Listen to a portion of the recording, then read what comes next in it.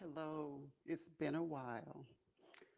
I'm actually here because I was supposed to be testing um, equipment with a guest that was supposed to be on Meet the Author tonight. The sun's coming in. I can see the rays on my. It's okay. I was supposed to do some testing for Meet the Author tonight with author Chandrika Jones. Her book, um, Butterfly in the Attic, is her story of abuse and abandonment in foster care. So it was supposed to be tonight at 6, but she emailed me this morning, right before we were supposed to be to do our testing, and she said that she just was not able to. She wasn't ready to revisit the past again. She just wasn't there. I understand mentally to go there again. I read Chandrika's book. Um, I completely understand. As I was flipping through some of the pages to talk about some of the stories, it just brought me to tears that such a young girl would be put through so much abuse, neglect, and being abandoned. Her book is not called Butterfly in the Attic just because she was literally put in attics and basements. And it affected her. How can that not impact you as a child and later as an adult in her adolescent years? The girl went through hell.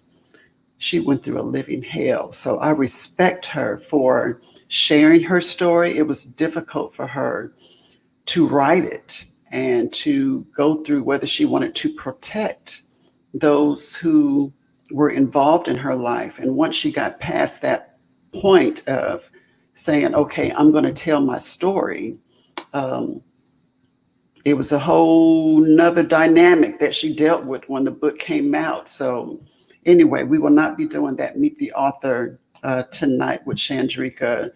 And if you are so inclined to go to her Facebook page, author Chandrika Jones, um, and purchase her book, Butterfly in the Attic. And she has used her pain for a lot of purpose. She has founded a corporation called the Butterflies Den. And she's just doing great things to be a voice for children in foster care, especially when they've aged out at 18 years old. If you don't have a family, what do you do? Where do you go? So anyway, God bless you, Chandrika, honey. I understand. I understand. I didn't ask her to come on to share. She saw that I was advertising for authors to share their story, and she jumped on it. But when the day came, she just wasn't there. And I understand. We all have pain. And that's just a little bit of what I want to share today. It's not easy sharing our pain, whether it be, it's difficult to be vulnerable. It's difficult to allow people to, I like to call it, look into your life. I actually had a mentor who's deceased now who would say that all the time. She would allow that the older woman had to allow women to look into their life and learn from it. And that's not easy for a lot of people.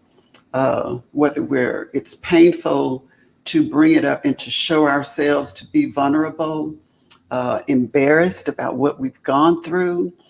Um, it wasn't easy for me to, people think it's easy for me to share my life. I'm not going to say it's easy, but I feel an obligation.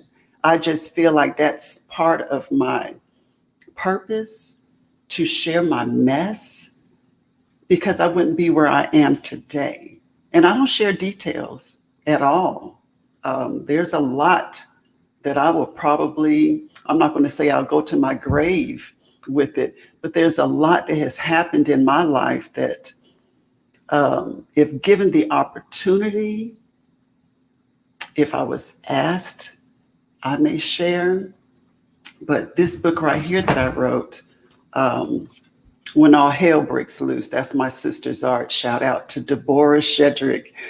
Um, it's not just, I call it a survival guide for women, but when all hell breaks loose, gosh, I'm getting choked up now.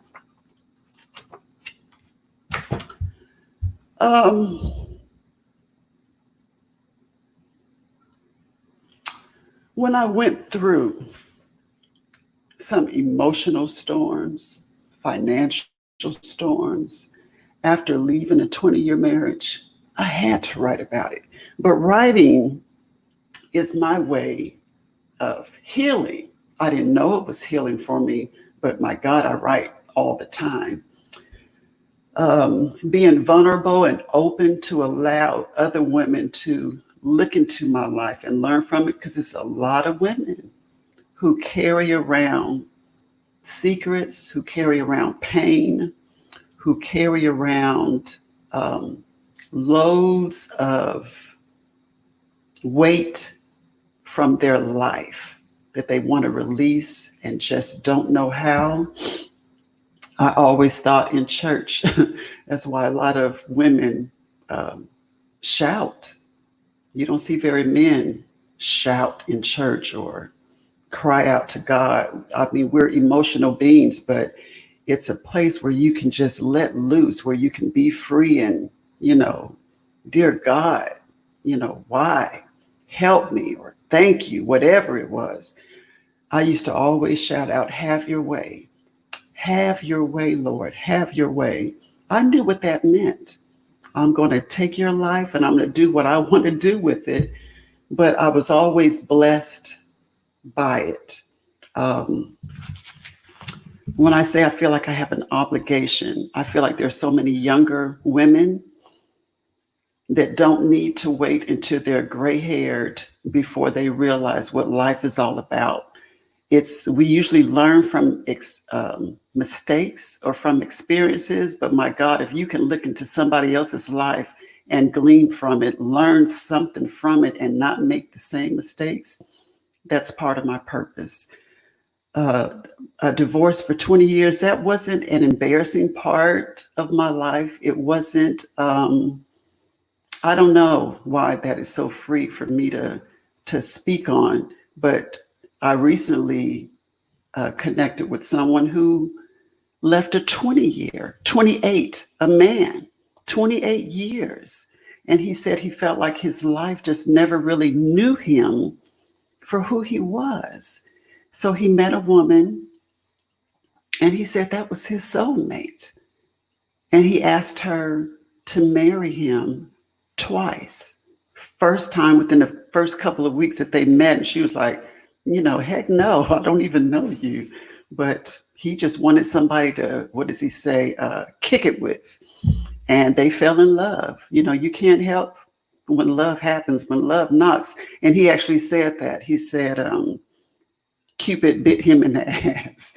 He wasn't expecting it, but he said he is happier than he ever has been. 28 years. And then someone recently told me about a 45-year marriage. The woman left after 45 years. And this is not just about divorce. This is about anything painful. It could be a financial struggle. It could be children going wayward, going astray. I have friends who have grown children at home. I have friends or people have written stories about financial debt, addictions, all type of addictions. One of the financial storms that I speak about in here is when I did leave my marriage. Even though I had a job after being a homemaker for most of the 20 years that we were married, got a job, retired Navy. So I did have income, but I still struggled finding a apartment. I never had to pay the bills. I paid the rent for our home, But all the utilities and stuff, that was on me now, one income. And I had my children, my two boys with me. They saw me struggle, but they also saw the end results. I wasn't afraid to accept the struggle because I wanted my peace of mind. But I ate fish sticks every day for a long time. Fish sticks. And that's probably why my health spiraled south and just went down the tubes. But I did what I needed to do to survive. I ate fish sticks. And a lot of women would just rather be comfortable financially than go through the struggle. But again, the other woman, that's your choice. This is your life, your one life. You do what you need to do to be happy and to be in that place of peace where you can look back on your life and not have regrets of, I would have, should have, could have. This is it. I hear my father saying, whatever you want to do, you better do it now because life goes by fast.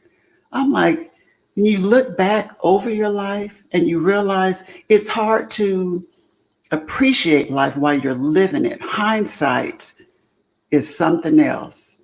And anyway, I can't tell you how to share your pain. Chandrika, the author that canceled, she got over the fear. I can't tell you how to get over the fear of sharing your life, sharing the pain that you went through, whatever it is that you're hesitant of, because a lot of you have contacted me wanting to write your stories, but afraid to. I can't help you get over the fear, but I can help you share your story without mentioning specifics, without mentioning names. There are ways where you can write your life without airing your dirty laundry and sharing specifics. Every book that I've written, it doesn't have details, but I've opened up my life for others to read it. We Snap in Silence, just the title alone. Trash Thoughts. Another one, the one I shared this morning, When All Hell Breaks Loose. And now the other woman. My sister said, be careful with your titles. It's my younger sister. People going to think you're a mad woman. I probably am. We Snap in Silence, Trash Thoughts, When All Hell. That's life. That is life. And I don't feel a need to cover up the fact that I have gone through some hell. But when I look at me now, it was all worth it. Would I do it again? Every choice I made. Yes, I would. I would do it again. I wouldn't be sitting on land. I wouldn't have my peace of mind and the happiness that I feel being alone, being a single woman by myself. My passion for horses that I was able to pursue instead of just thinking about horses and riding horses. You know, that's a big part of my life now that I could have missed. So pain can empower.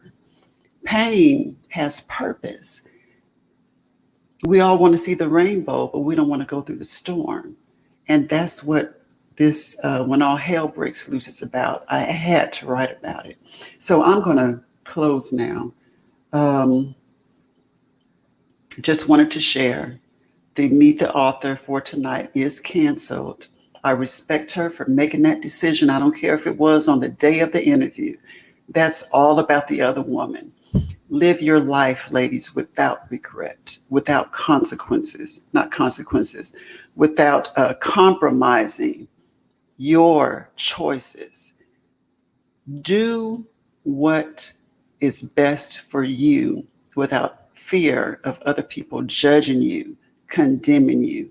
If that was the case for me, I would still be married. I have actually had women to tell me, stand by your man. No, not Lavender, but you have a choice to make. So the other woman, even the upcoming issue coming out the end of next month, it's another powerful. They're all powerful. The other woman empowers. And I'm so grateful that I listened to the other woman in me, that inner spirit that kept nudging and stirring me to go forth with this. Again, if I had listened to other people, I wouldn't be here now talking to you about The Other Woman, a magazine that comes out 3 times a year. Yeah, it's a lot of work. It's a lot of work, but it's worth every bit of time I put into it. Is actually my favorite project that I do. If I could do just this, I would be one, I would be over the moon happy. But I enjoy helping others write their stories through Candy Publishing. And if you want to write your story, if you have fear of writing your story, sharing your story, just contact me. Contact me and we will talk about it and I will help you through it. And that is my time. So it's candypublishing.net, 850-725-4894. It usually goes straight to machine because I'm usually writing, but I will call you back, leave a message, and meet the other woman, embrace the other woman, and free the other woman. And you guys have a great day. Bye-bye.